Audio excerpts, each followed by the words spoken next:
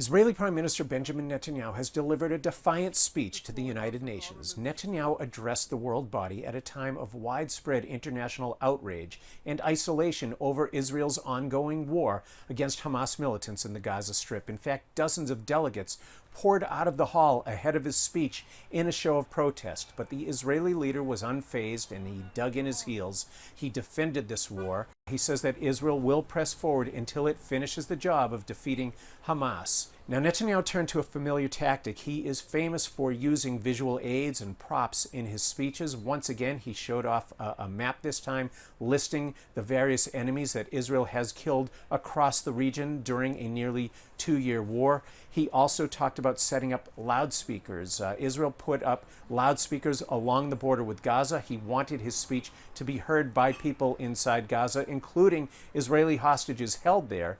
It's unclear whether this actually worked, but it does send the message. Netanyahu is a showman, and he puts a lot of effort into these speeches.